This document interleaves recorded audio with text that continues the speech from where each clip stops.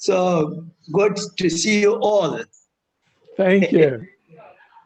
Okay, well, if everyone would mute, we'll get started. Welcome to our April call of the Movement for Community-Led Development. I'm John Coonrod. I coordinate the movement globally from here in Washington, D.C., and I'm really pleased to see all of you here. You know, here in Washington, D.C., we actually have our own struggle for community-led development. And I was at a rally this past weekend for people working on affordable housing. And one of the clergy people there reminded us of the words of Martin Luther King when he talked about the kind of change we're looking to make here. Dr. Martin Luther King said that we're really talking about a revolution of values when we talk about community-led development. We talk about transforming the world from a focus on profits over people to people over profits, from command and control, top down, to a real focus on community. And when Dr. King talked of community, he not only spoke about it as the areas where we work and live together, but also he spoke of it as the beloved community. That is, people who actually are committed to one another, who protect one another. And during this time of COVID, we have really seen that in action. We have seen so many community leaders step forward to protect their neighbors, to learn what they need to learn, to ensure that everyone is safe, that everyone is taken care of, that the hungry are fed, that the destitute are provided some resources, that no one is left out, and that everyone has a voice. That is what this movement stands for. I'm going to share slides here to get us started. So today is a very special session. We're going to focus on something that a lot of our chapters have asked for, which is mobilizing local resources, something we all need. The agenda is, I'm going to give a brief introduction to the movement. Then we'll have hear from our guest speakers. We'll have a conversation about that. I will introduce something that some of you have been giving us input on, a community-led action fund. We'll announce some new resources on our website, and we'll announce our next coming events. So, as many of you know, this movement for community-led development was launched at the United Nations on the same day that the Sustainable Development Goals were launched. A number of us had been advocating strongly to make sure that the SDGs included communities, not just nation states, and that and we were somewhat successful. We got goal 11 in there for sustainable communities, and we got a commitment to good governance from that starts at the community level and works upwards. But on the day that the goals were signed, the Pope was there, and he said, it's all well and good that you set these goals and targets, but we have to remember what this is really about is individual women and men living in poverty who are struggling for lives of dignity and self-reliance. And what kinds of institutions does she need to succeed in her own development?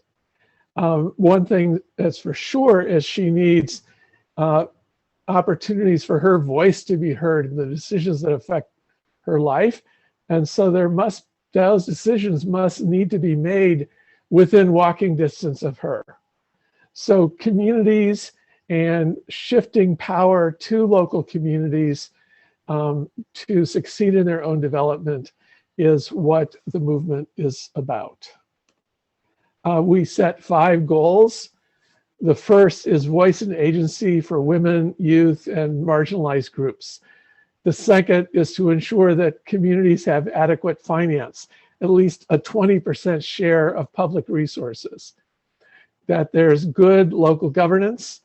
By that we mean transparency and accountability and citizen engagement. If you can achieve those first 3 things, what we've seen is that you can achieve quality public services and that you actually have the opportunity for communities to become resilient, to plan for their own resilience. So those are our 5 goals. Most of the action is at the country level, where we have, in those green countries that you see on your screen, we have national chapters working to influence their governments and to work together. And in the orange countries, we have individual members who are, many of whom are trying to organize national chapters in their countries. We also have 72 international organizations that are global members, and they hopefully will provide a lot of backup support for those national chapters, as well as collective action to support those national chapters with evidence and resources. So this is our theory of change. We have 2 big thrusts of work. We try to form advocacy partnerships so that we can speak with one voice at the national level of organizations from that country working with their own government. We've had some real success with that lately in Benin and Uganda and Zambia, as well as being able to facilitate community-led development and to do that at larger and larger scales. And the idea is if those things can come together, more and more communities becoming self-reliant, healthy, productive, and resilient, and more governments pushing resources and decision-making authority down to the community level, we're pretty sure that's the only way to achieve the Sustainable Development Goals. We have working groups.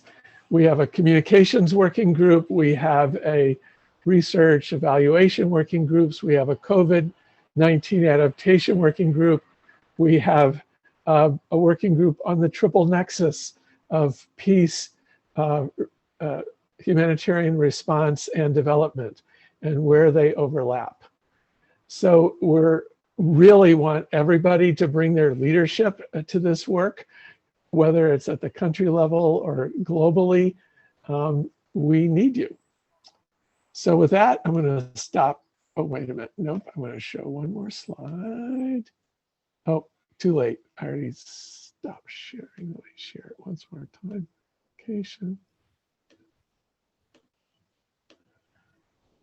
So let me just introduce our 3 speakers who are going to speak to us about how we can meet our core costs, how we can decolonize development, how we can really mobilize local resources. Really honored to have Esther Meester here from Wilde Ganzen.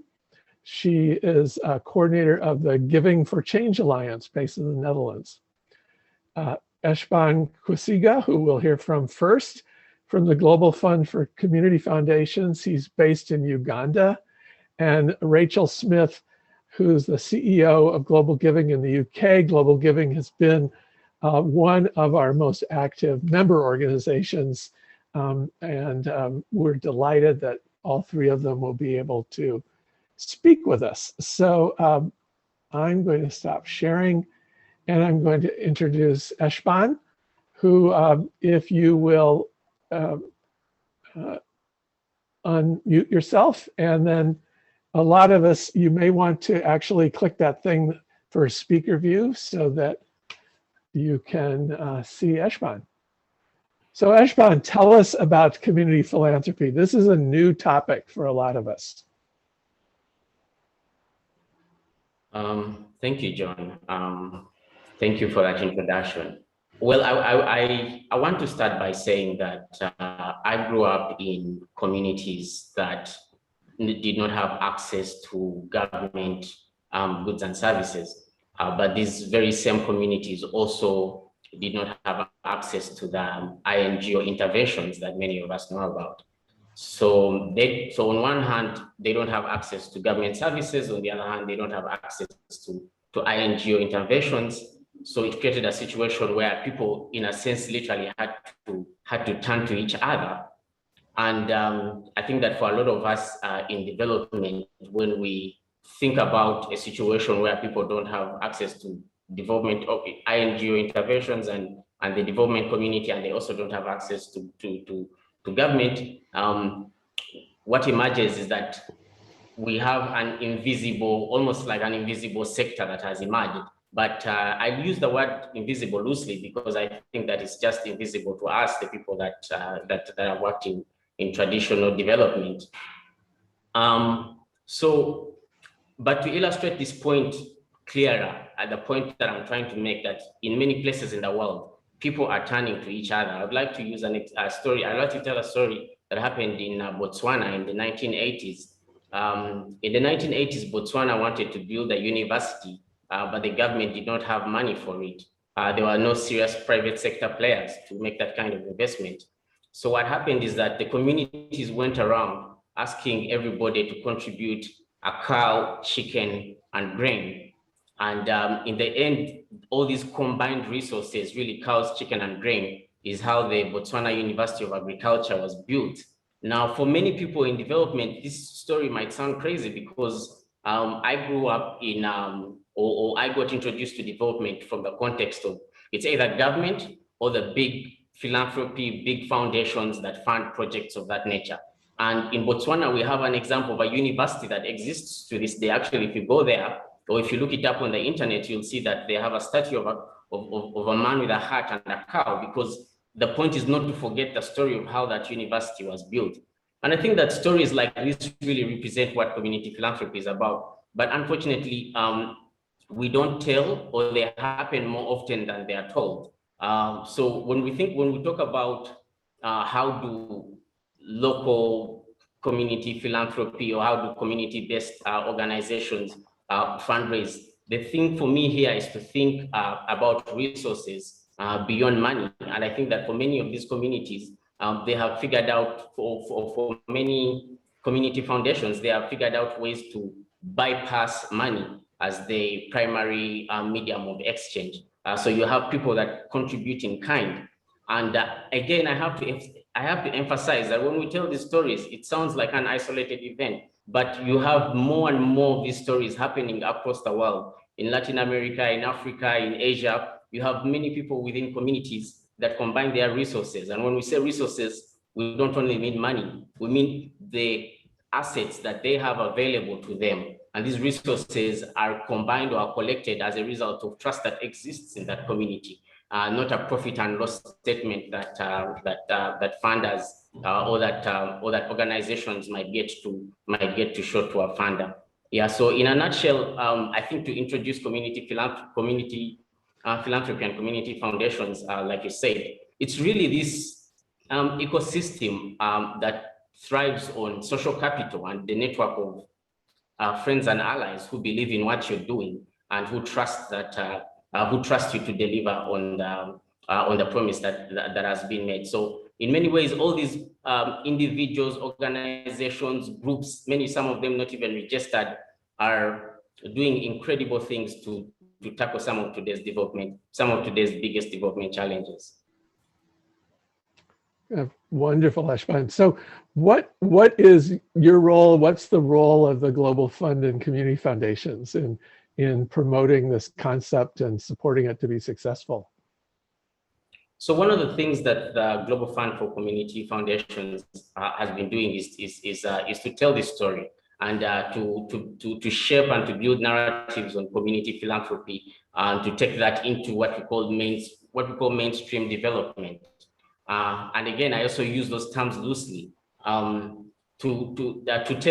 say that another way is possible. There are other ways to address some of the biggest development challenges that we face today, and that there are people doing it, and that they're reimagining development outside the INGO, they're reimagining it outside the government, and they're relying on themselves as communities to tell that story, but to also to remind the world that within communities, that individuals that give the little that they have deserve a place in the on the global stage as givers, and that we ought to acknowledge their contribution to development in whatever way that we do. A lot of the mainstream narratives on development tend to center the INGOs, tend to center funders and big philanthropy without thinking about the people in the communities that give proportionally more.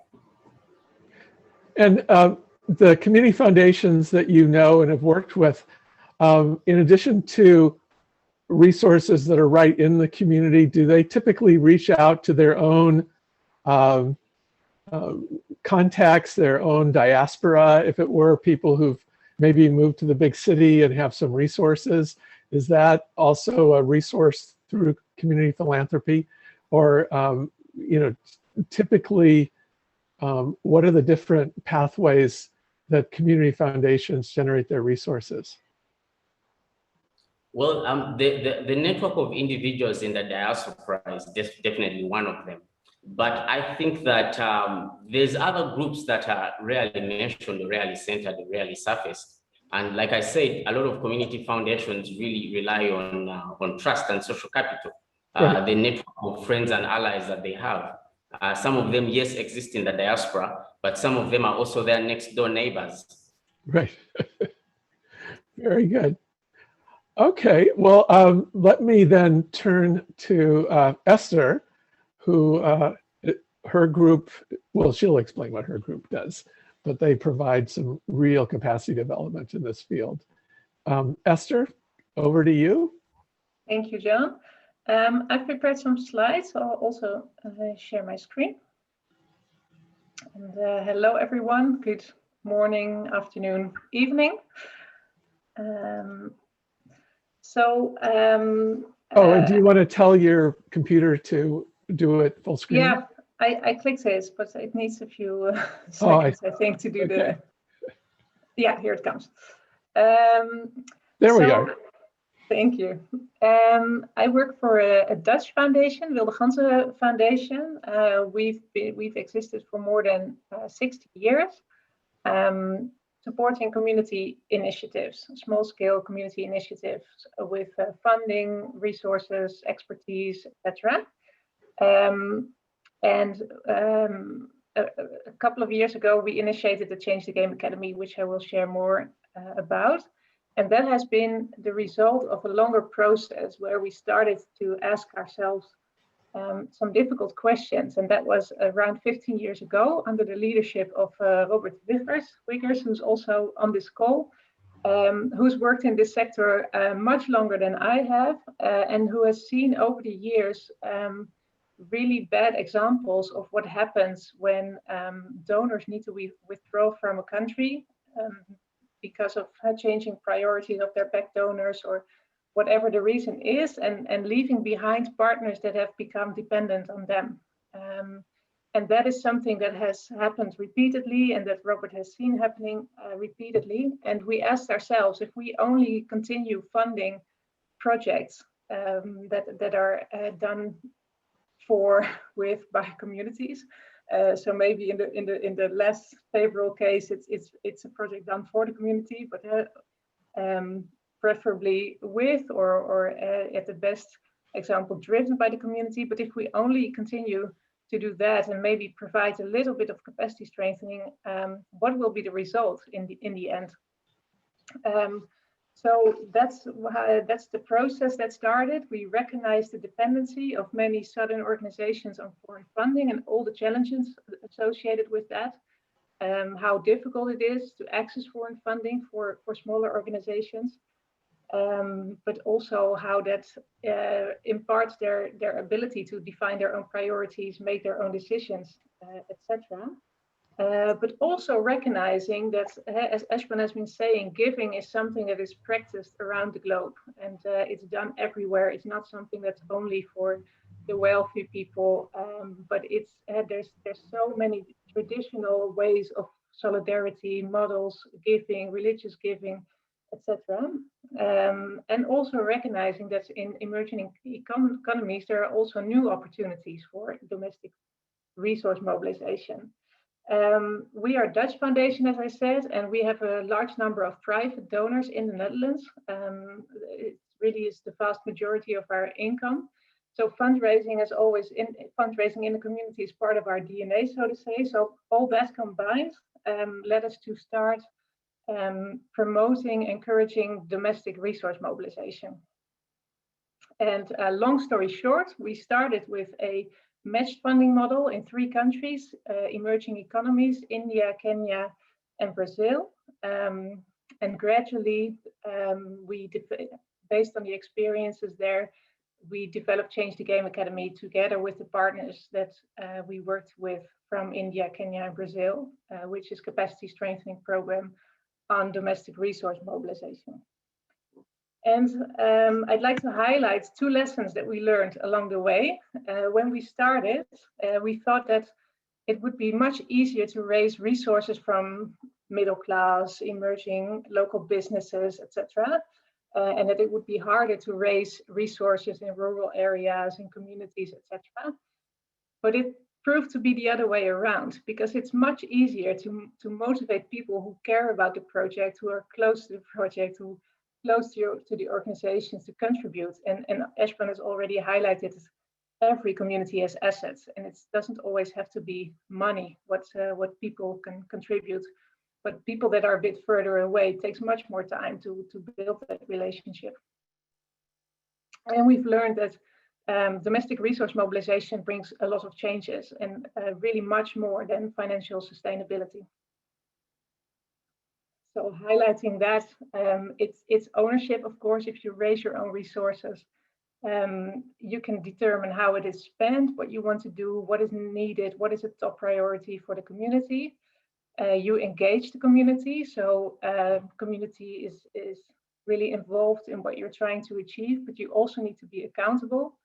So if you want to raise resources, you really need to build that trust, and that can sometimes be an issue, but it's something that you will start to cultivate, and you need to make sure that you're relevant, that you really work on whatever is a priority for the community in order to be able to motivate people to give. You build legitimacy and voice, because organizations that have a local support base are better placed to make claims towards government, but they also gain that confidence that they achieve things of their own. It makes it easier to make claims towards others.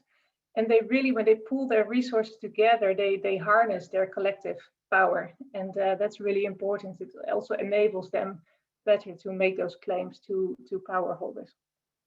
And of course, there's the financial sustainability. So really, organizations, groups that build that local constituency are empowered to be drivers of community-led development. And I think in a situation like that, external resources can come in, but they can leverage what the community is already investing in themselves. So what we've learned is that it's possible everywhere. Even in settings where people have said up front, it doesn't work here, there's no opportunity here. We've really seen in several countries, including maybe low-income countries like Burkina Faso, that people can really raise resources. And it's not always about that it has to be enormous amounts, but like we already saw, there's much more value attached to the resources that are raised. But yeah, just a couple of examples. You see a young girl who started raising resources in her community in Kenya for sanitary pads for girls, and used also the fundraising to raise awareness about that issue. She involved the girls themselves. You see a young man in Uganda who started a community school and motivated local business owners and community members to invest in the school. And he says we see a big difference with the school that was started by an INGO, because people really feel this is their school and they offer help all the time. I don't even need to ask for it. You see a self-help group from Ethiopia, women who started investment schemes, and they say, yeah, we are really now have a different position in the community. You see a lady from Ghana, that is a village that was threatened by rosewood logging, which really threatened their livelihoods. They came together, mobilized all together, people contributed in kind, all sort of resources and airtime, etc. And they managed to successfully oppose the rosewood logging. And in Brazil, we see lots of instances where also the fundraising events themselves are used as a platform for raising rights or awareness on human rights. So really the possibilities are endless. We see events, raffles, performing arts, art sales, a lot of different initiatives. And I think people often say it's been eye-opening. They didn't realize the potential that was there. They always think about donors as external, far away, but has seen that there's so much potential in the community. John, you asked me to also give some practical advice. These are things that apply everywhere, no matter the context. But dare to ask, inspire people, inspire them in their hearts, and then to join you, to engage and to support you in the work that you're doing. And then resources, assets will follow. And think of how can you create a win-win situation so that people want to engage with you. Had a young man you saw in the previous slide that started a school in Uganda. He really mapped out local business owners and thought who would want to maybe attach his name to them to a school and reach young people and their parents, and say thank you, of course. And last but not least, it's a matter of engaging the whole organization. It's not just tasking one person with fundraising and say good luck. We have huge expectations, but really engaging the community demands a different way of working. So it's something that needs to be a collective effort, and that also needs to be then embedded in the strategy of the organization. So it's not a one-time success, but it's something that really lasts, and it really affects all the different strategies of the organization, that you really involve communities, and that you make sure that you are trustworthy to make recurring contributions. So very briefly, Change the Game Academy is a capacity strengthening program. We offer training on local fundraising and mobilizing support, which is lobby and advocacy. We combine we offer both because we've seen that there's such a strong connection between it, between building a local constituency and making your voice heard. It really builds community voice. We do it through classroom training in 12 countries, where all the trainings are given by our partners, adapted to the country context, are really practice oriented. So people develop an action plan during the training and are being coached and supported and mentored when they start implementing it. So it's not, like I said, another one-off success, but people really are helped to continue doing that and integrate it in the organization. And we have, you might be interested to know that we also have an online platform where the e-learning courses are available free of charge. There's e-learning courses on local fundraising and mobilizing support in 4 languages. You can access them for free. If you'd like to receive a diploma, you pay a small fee, and the diploma is certified with the level of the University of Applied Science. So I'll stop sharing. Yes. Thank you. Oh, John, you're muted. Thanks. There were trucks going by. Now that it's warm, the windows are open. So as some of you have probably seen, there's been a lot of questions and comments in the chat. A lot about documentation, a lot about avoiding elite capture and building trust. I think we'll get to those in a few minutes after we've heard from Rachel. But Rachel, can we hear from you and Global Giving's approach to this?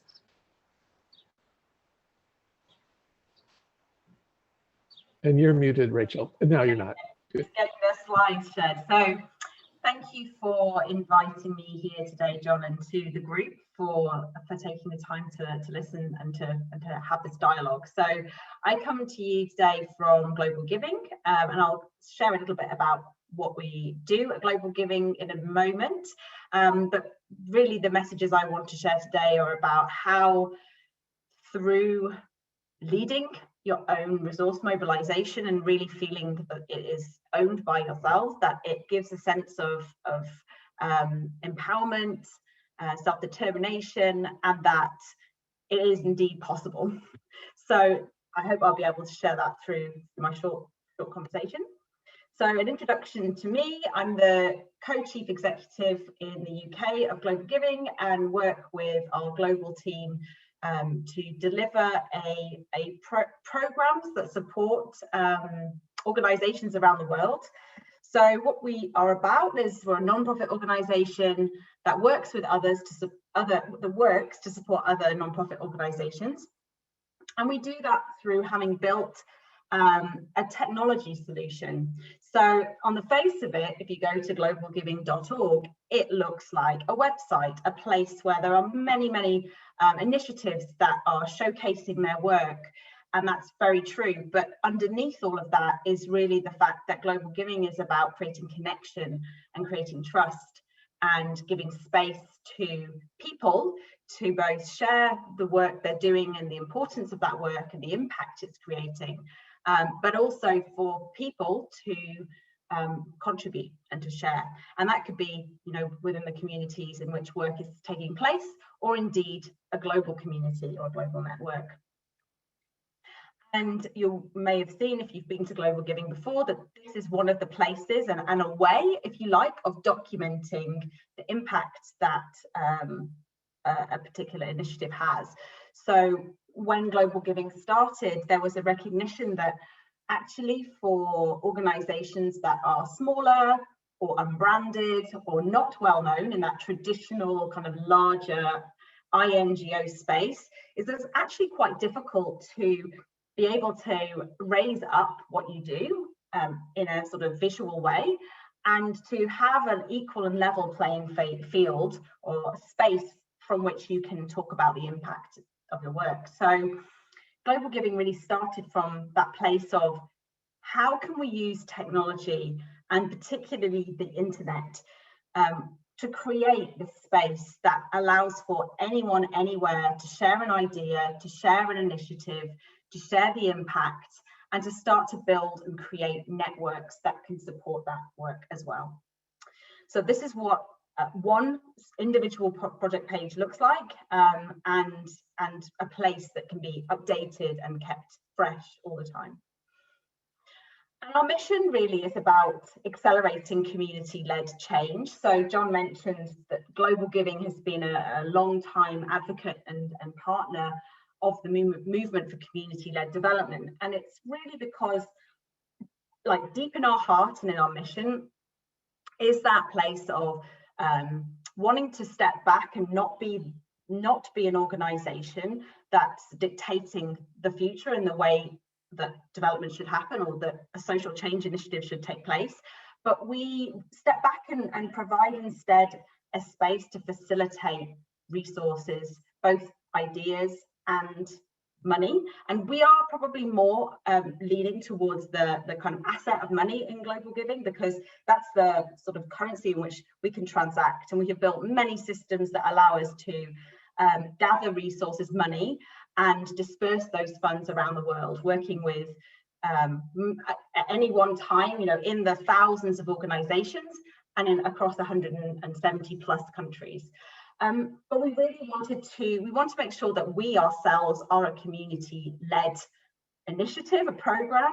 And so as a point of interest, and I'll share the link after, we did a piece of research last year to understand from the perspective of people in communities, what does community-led actually mean?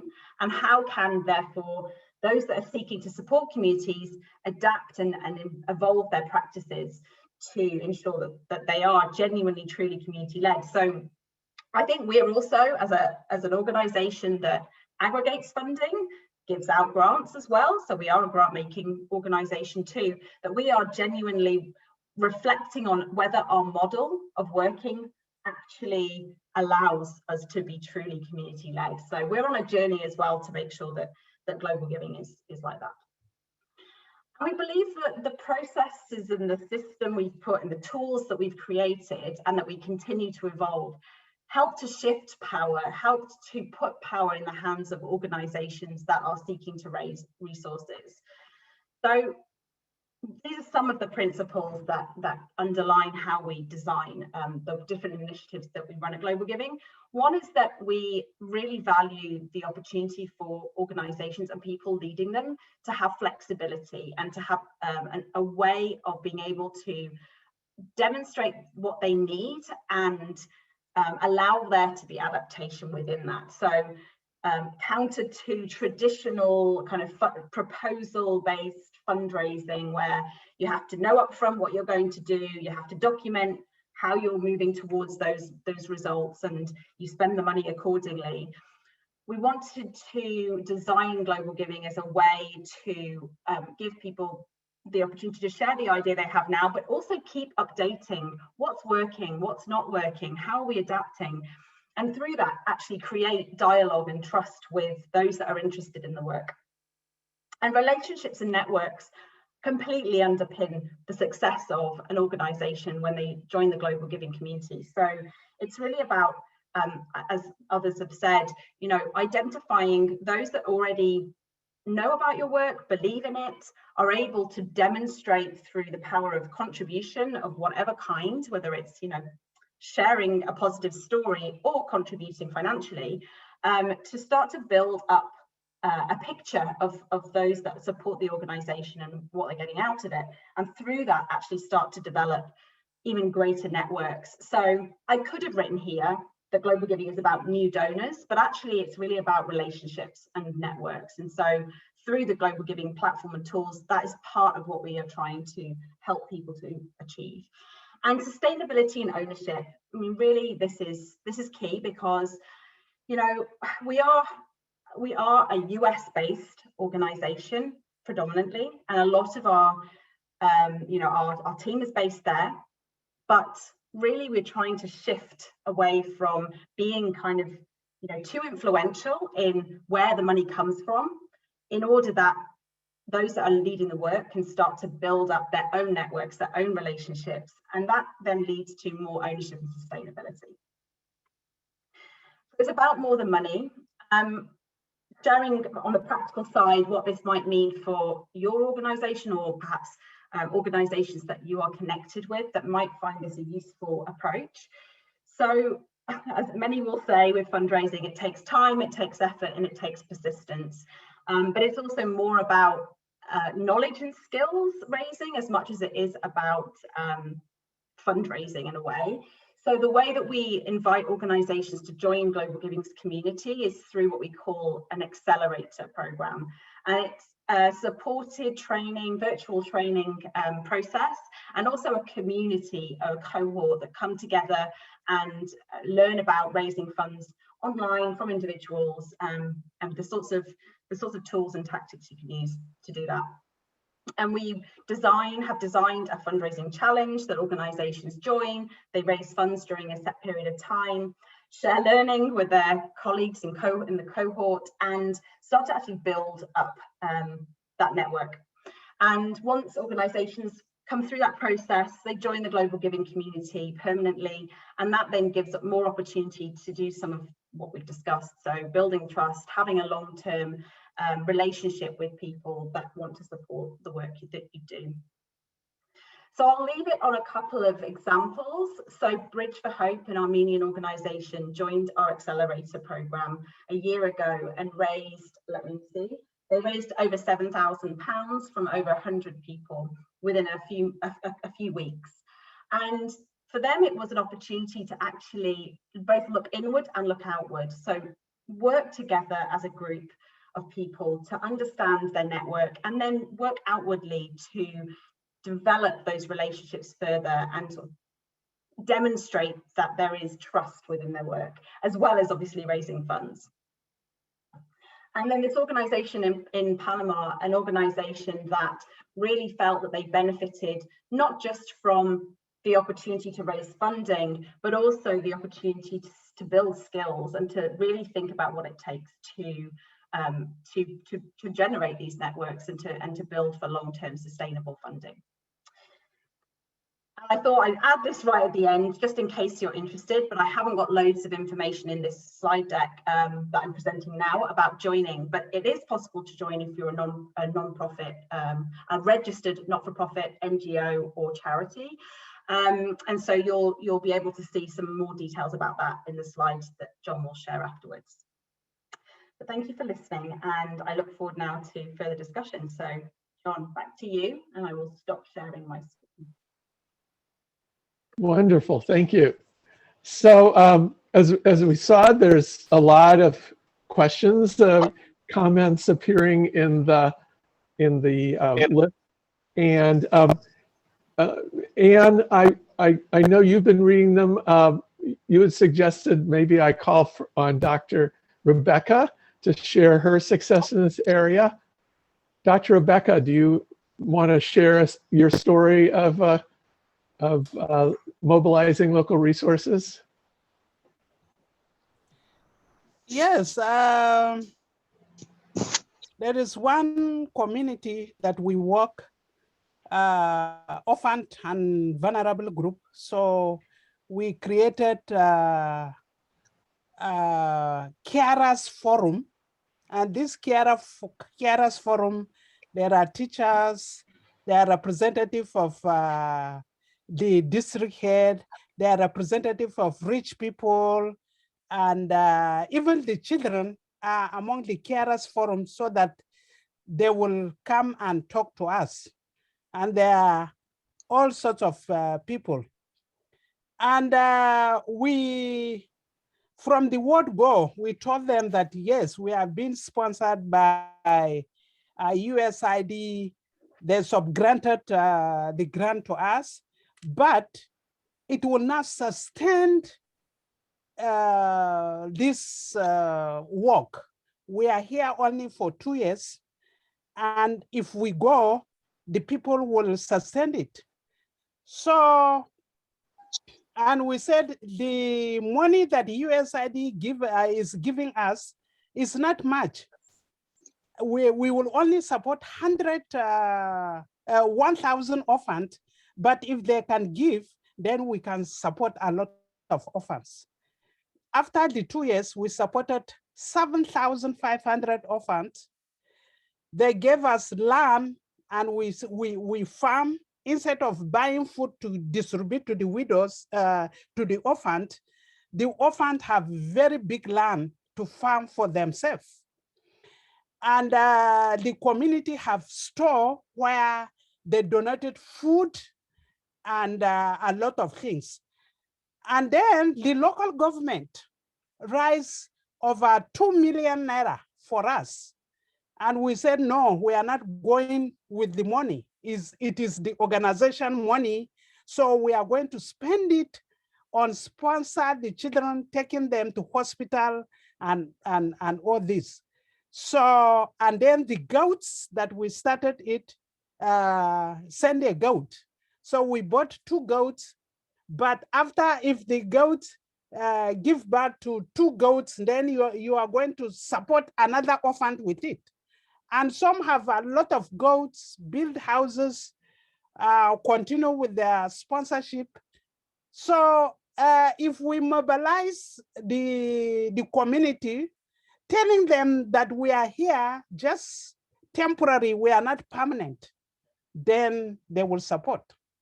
And as I said, last year, we never get grant for SEPI, but we raised over 1 100,000 among the Nigerian community who believe in our work, and we keep on distributing to orphans, widows, and the people that are affected by this, affected by Boko Haram and the COVID.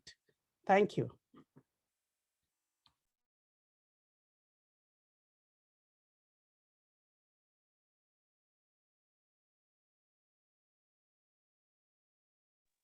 John, you're on mute. John, you're on mute, but we did Thank you consider. for, you'd think by now I would learn to unmute. It's the slogan of this decade. So what I was saying was that there were several questions about documentation. And I'm just wondering, I know Global Giving, you had an example there of groups that were showing their impact. Eshban, maybe you can talk a little bit about how community foundations are able to document and share their impact with the people who've given them money. How have you seen that work?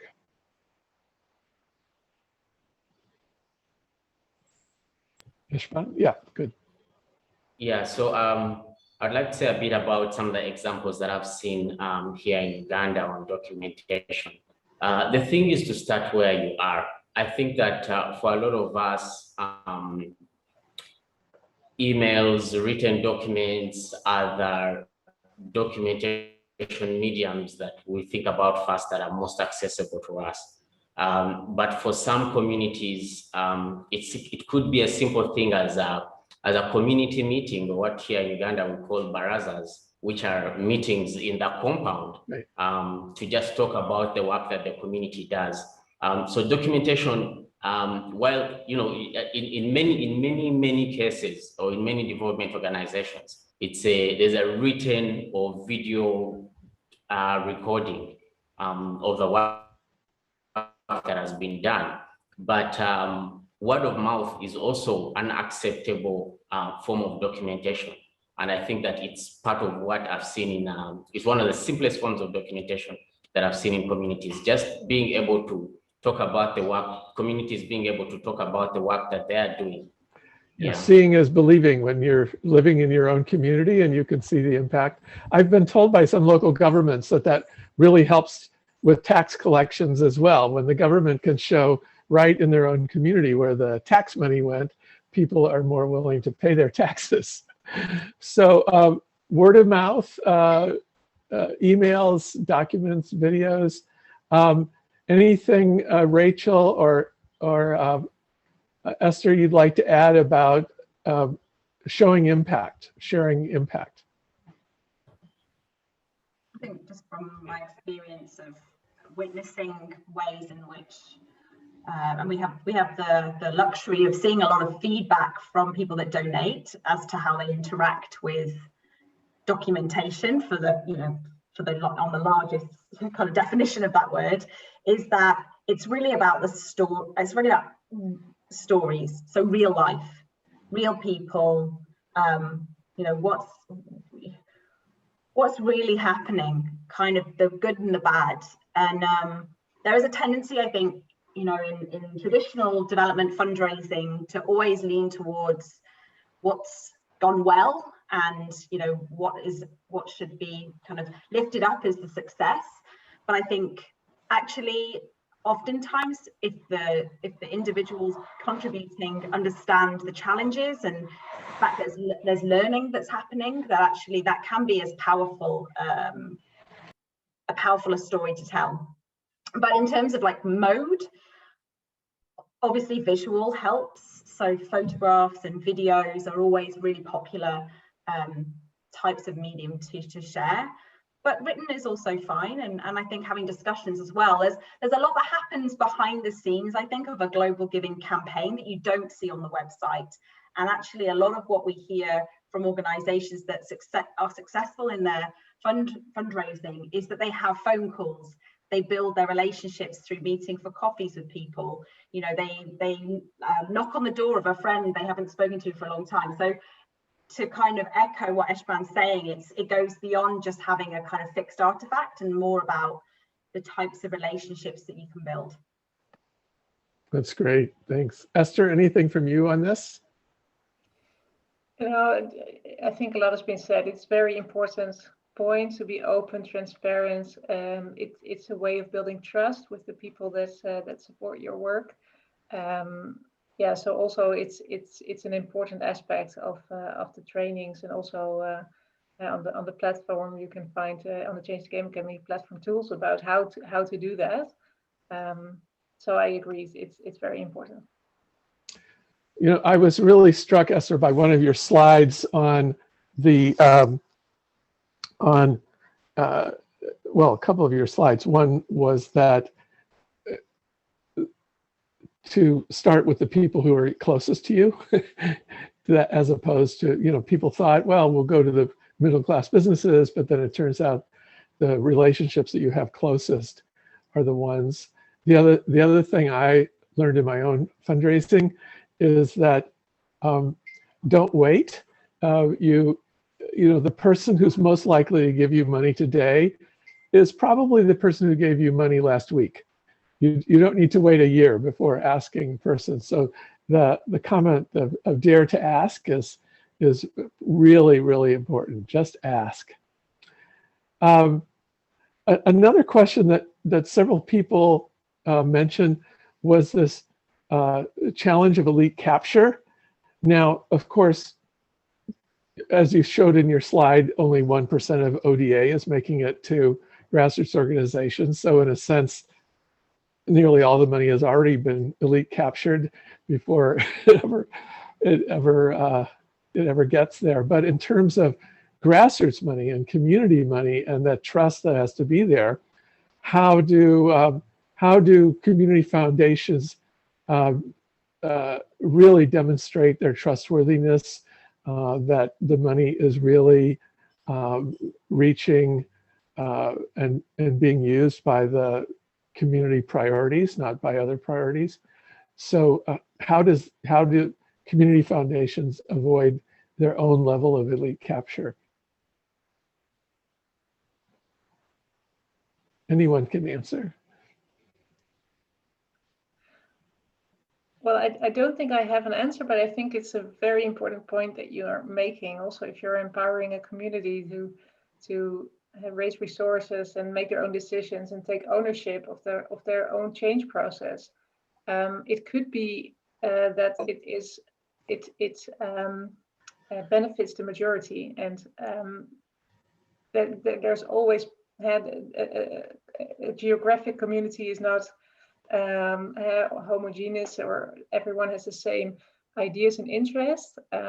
So I think that is very important. So it's also part of deliberately identifying the marginalized groups and empowering them as well. And that takes effort to really find them and work with those groups. But they exist and they organize themselves as well.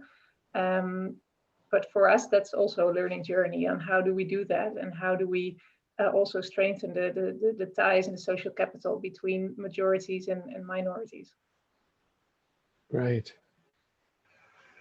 Eshban, anything you want to add on ensuring the full democratic participation and avoiding elite capture? So when you say elite capture, I think about two things. The first is trust, and the other is narratives. But on the question of trust, or on the issue of trust, I think that very many communities, or all communities, have their own internal social codes, values, norms, habits that inspire or build legitimacy, and they vary from community to community. I think that across the board, transparency is one thing that builds trust and undermines elite capture. But specifically on the question of legitimacy, it's when a community foundation acts in a manner that is expected of it by the community in which it exists. And I think that that's always dependent on the varying norms, habits, and values that that we find across several communities. So the key thing here is to act and behave in a manner that the community appreciates and expects. The second issue on elite capture is connected to narratives. In many communities, when you say giver, or in many urban communities anyway, when you say giver or philanthropist, the image that comes to mind is that of a super rich person. And that narrative could also lead to elite capture, that in the end, community foundations might get captured by the people that in the communities that have a lot, or that are quite resourced. So the thing here is to consistently, wherever we are or wherever you are, to remind people that anyone is a giver, and that you don't have to be super rich to be a philanthropist. To think about new ways to democratize that word, so that in the end, community foundations are not captured by a small resourced minority elite. Thank you. I really like what you just said then, Eshban, and it made me think about some of the way in which global giving sort of thought about itself at the beginning was as what was a term that we don't use so much now, but crowdfunder. So actually like demonstrating the power of many to achieve something, and so that in a way sort of works towards flattening that idea of elitism, certainly in the philanthropy space, because actually it's about the collective effort of contribution to make something happen. That's great, Rachel. Thank you. So Janet, I know had a question. If you want to unmute and ask your question, then if anybody else has a question, you can use the raise your hand feature on the participant list or on your screen and I'll call on you. So Janet, your question? Thank you, John, and thank you to all the speakers today. It was very insightful.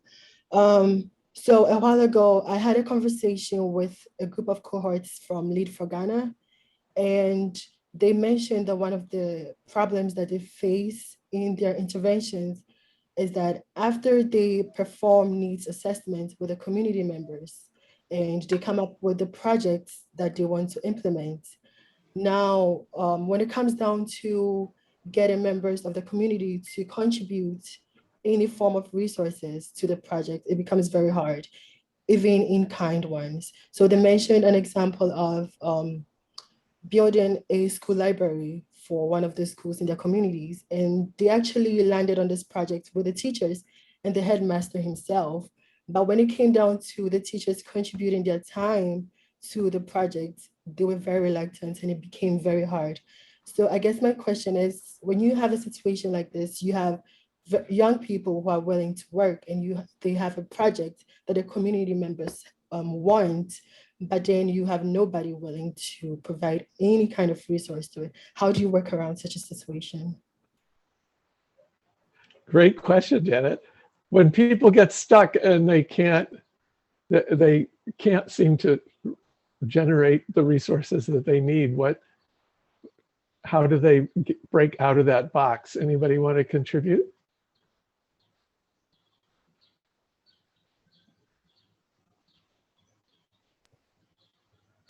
Thank you, Janet.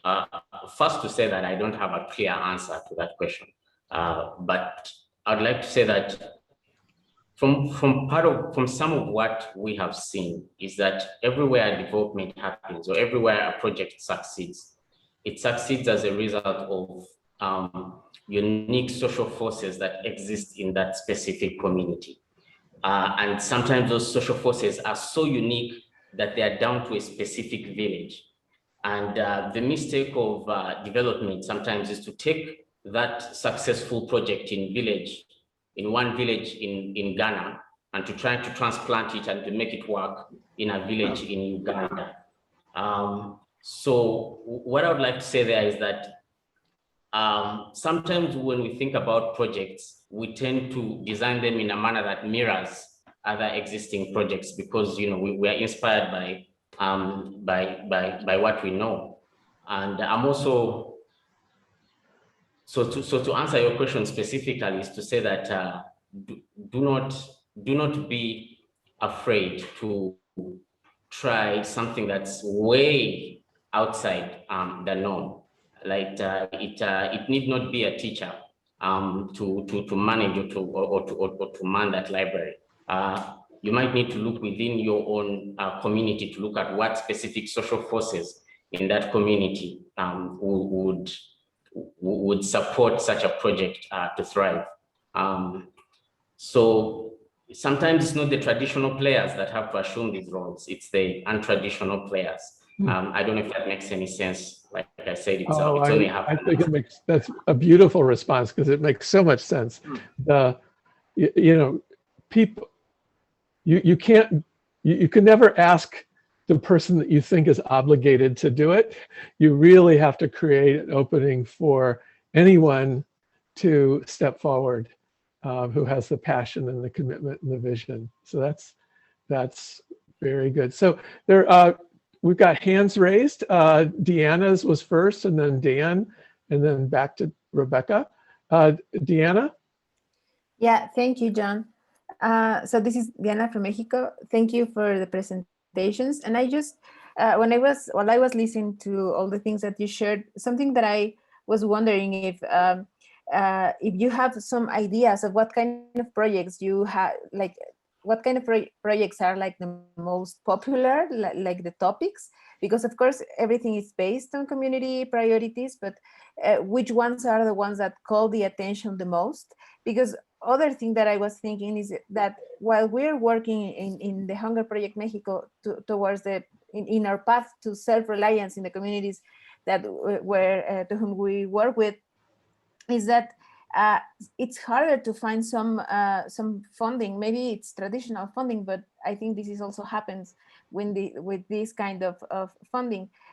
When you're working with something that is not tangible, because you're working with, I mean, we're not doing projects for community, for stoves or for water system changes. This is something for political participation or for a local advocacy, and that's harder to demonstrate. And it's, I don't know, maybe it's harder to inspire, not necessarily inspire, but to roll up people into all those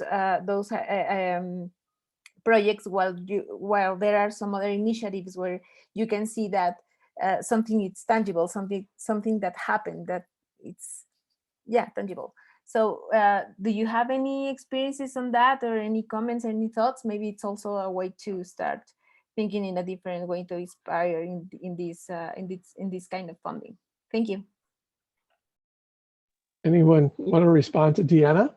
I'm happy to start, if that's okay. So I definitely hear what you're saying, Deanna, about on the face of it, it looks like if you have if you're running an initiative that has like a tangible, has tangibility in terms of what you're buying, as in what will your money buy, it seems that that would be an easier sell to someone that might contribute. I think what is really happening, and I think that's possibly true, but I think what's really happening is that beyond the kind of the space created to share what you're working on, it's much greater than just that. It's much greater than just saying we're trying to do this. It's actually about the conversation that one is trying to create around the initiative. And so it goes back, for me at least anyway, to the kind of relationships that you have, first of all, and that you can build, so the advocates or the champions that exist around the initiative already, and beginning to inspire others through the conversations that might be had, and for creating space for those conversations to be had. And actually, I'm always really inspired by reading updates from organizations that don't have a very clear sort of we buy stoves, or we help children go to school, because actually the stories of change that an individual might go through by interacting with that particular initiative are often really on a very, very fundamental level. And I think some of those stories of change that individuals go through when they're participating can also be a really important story to share. So I would say that still yet, if you're doing fundraising, there is always an empathy and emotional lens to that. So where you can bring that in, obviously that helps. Great, thanks so much. Dan Osnato had the next question. Do you want to unmute and pose your question, Dan? Yeah, I actually just had a kind of an example to speak to what Eshban was describing in response to Janet. In terms of community contributions and hesitation, one of the ways that we address that with Shanta Foundation and the rural villages that we work with in Myanmar is to be very upfront with the communities that we go to work with and say, right off the bat, before we even enter into a partnership or talk about needs, that for this to work, you guys are going to be doing most of the work, and we may be sharing, contributing resources, but you'll be contributing resources as well, as one of the ways to kind of broach that. And some villages that we talk to are quite upfront, and I've had experience, receiving handouts from, other NGOs and simply aren't interested in making those kinds of contributions.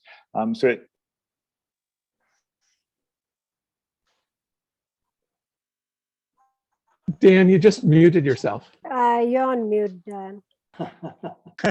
Sorry. So for us, it takes a certain community mindset up front to be successful in the way that we work.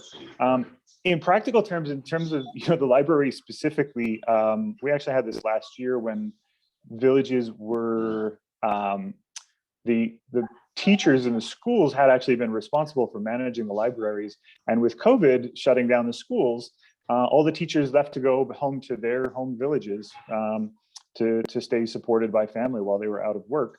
And the project committees for those libraries were not used to having to actually run the libraries, so they didn't know what to do.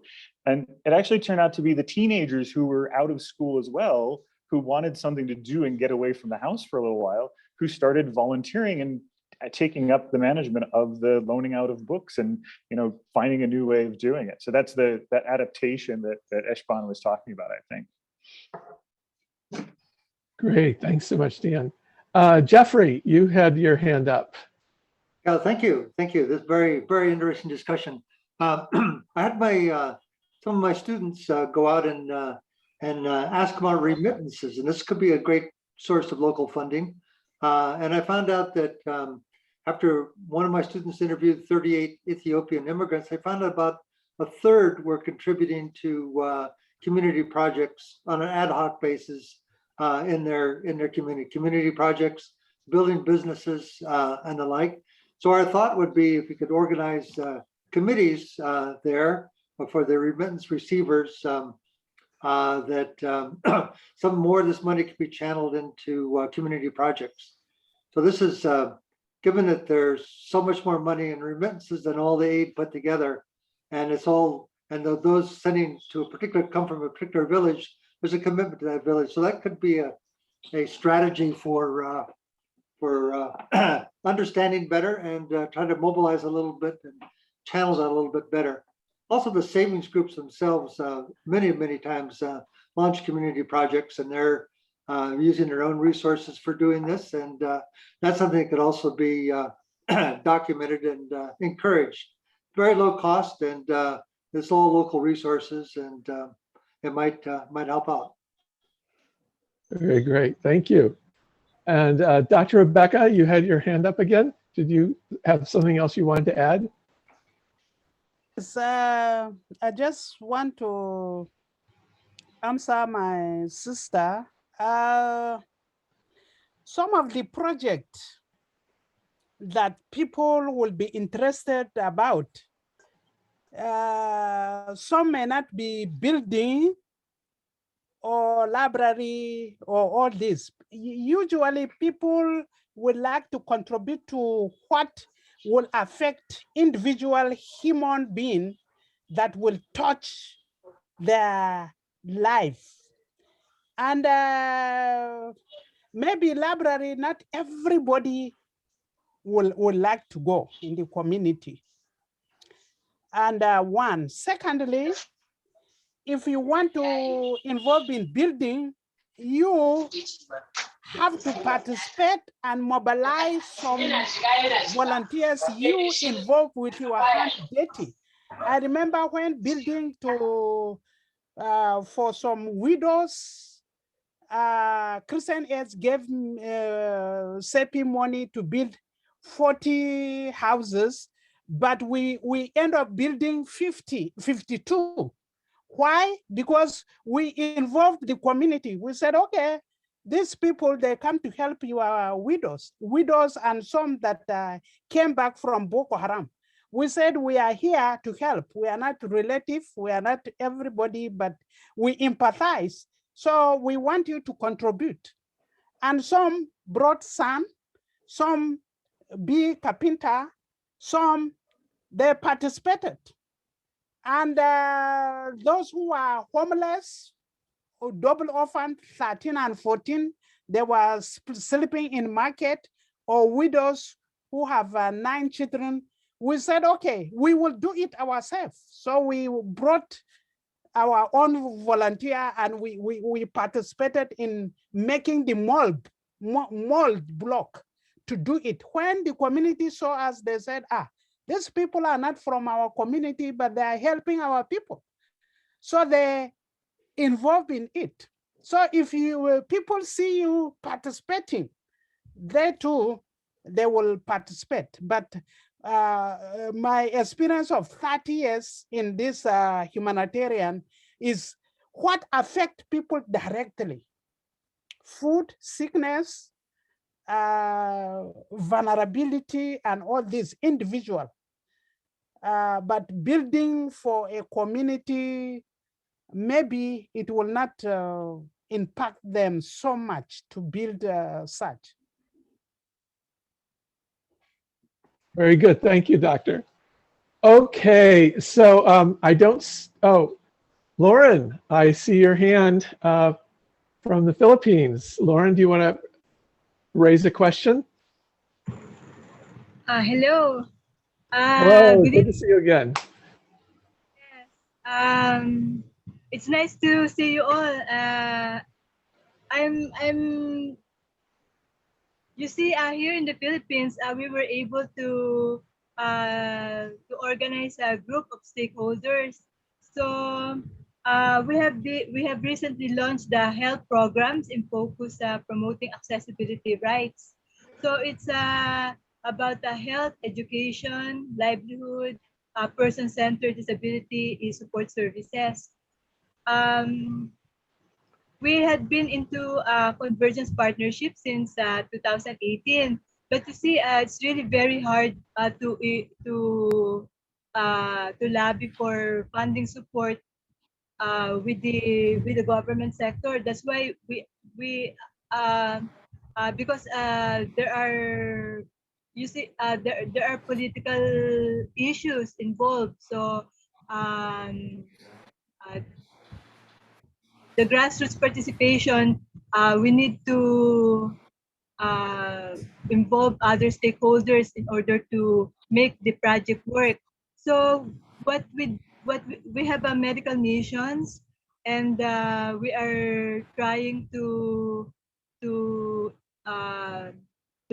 help campaign so that the grassroots be more engaged and be more empowered.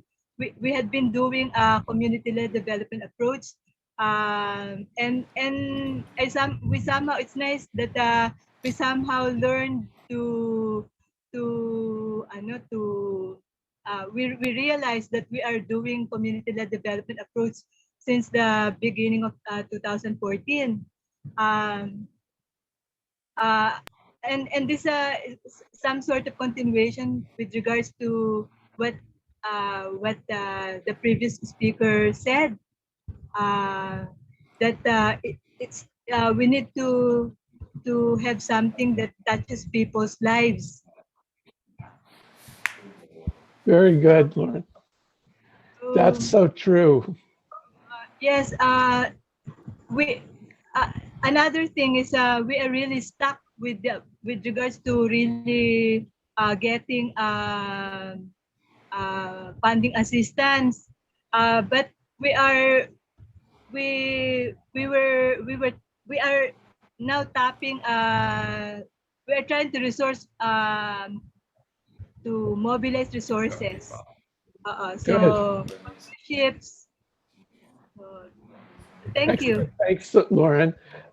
Gerald, you have your hand up. You have the last word, and then we need to do some wrapping up. Gerald? Well, thank you so much. I just wanted to give an experience of some work that we've implemented here in Uganda. I'm talking on behalf of USO, Uganda Women's Effort to Save Orphans. We are implementing a project on realizing livelihoods through education. And of recent, due to COVID, we realized that some schools where we work, these schools did not have access to water. And this wasn't part of the issues that we had intended to address within our project design. So what we did was to involve the communities to identify priorities that should be addressed to ensure that schools have water. So schools, school management committees and the PTA through their forums identified the priority needs. And when they identified the priority needs, we had now to share responsibilities on how to address these priority needs. And now we realize that when they participate into identifying the priorities, it becomes much easier for them to make contributions to ensure that these priorities are addressed. So I think mostly what we need to consider to ensure that we have such kind of participation is to involve communities into identifying gaps and priority interventions. Then it becomes much better and much easier to have their contribution into implementing these specific priorities. Thank you. Very good, Gerald. Great example. Okay, I'm going to throw up the slides again because we have some sort of announcements and things to share. So thank you again to our wonderful speakers. You all are doing, you know, I was once told that no one thinks that they are going to be a fundraiser when they grow up, but anyone who has a vision and a commitment to achieve it becomes a fundraiser. So thank you for sharing your wisdom and experience and your resources, because I think all three of your organizations have a lot that can contribute to lots of the community-based organizations that are active now. I want to let people know that we're about to launch a small grants fund, a community-led action fund. And these will be small grants for collective action by movement member organizations in national chapters. The power to decide what projects get submitted will be in the hands of national chapters. To do so, the national chapters must have established some basic financial processes, and the administration of this will be very streamlined.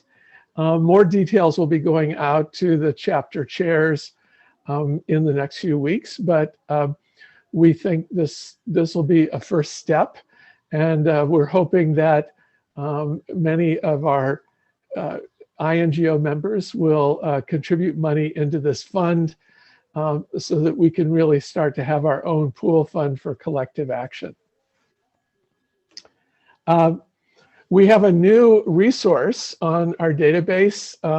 Zach Wong, our awesome intern, has put together a whole database of facilitation training resources. And we're hoping that this will grow. Several were mentioned today that we'll have to add free resources. There's, I think, more than 80 of them up there now, organized by subject, whether it's community development or health or education or women's rights. Lots of online training materials freely available to support us in our jobs as facilitators of community-led development. I also want to announce, as we announced before, next month on May 19th, the movement is hosting its own independent Global Food Systems Summit dialogue.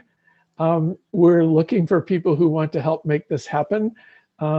If you want to help us with communicating about it, with promoting it, with sharing about it, with facilitating parts of it, just send an email to info@mcld.org. That will reach us and we'll be in touch with you about it. We're just thrilled to have 3 powerful voices on the subject of community-led food systems. Myrna Cunningham-Kane, who actually serves on the Global Food Systems Summit Advisory Committee. Jemima Njuki from IFPRI. You know, we just had recently a wonderful event on our research with IFPRI, but she's IFPRI's director for Africa. And Madhura Swaminathan, who chairs the MS Swaminathan Research Foundation in India. So all 3 major regions will be represented in our keynotes, but it's really about the dialogue among breakout groups that'll be on that dialogue to feed into this very important UN process. The other thing I wanted to announce, let's see if I can jump back to that slide. And, yeah, so May 26th, this same day of the week, Wednesday, will be the Asia calls in the Asia time zones and the global calls. So we're going to do both calls in the same 24-hour period. Details of the subjects and speakers and topics for our discussions will be going out to all of you soon. And as I mentioned in the chat, the recordings from today's wonderful discussion will be up on the website very soon as they finish processing the video out in Zoomland. It takes about an hour. But then we'll upload it and have a page. We'll have the slides, people's slides uploaded also. If you missed the last COVID call, it's also up on the website.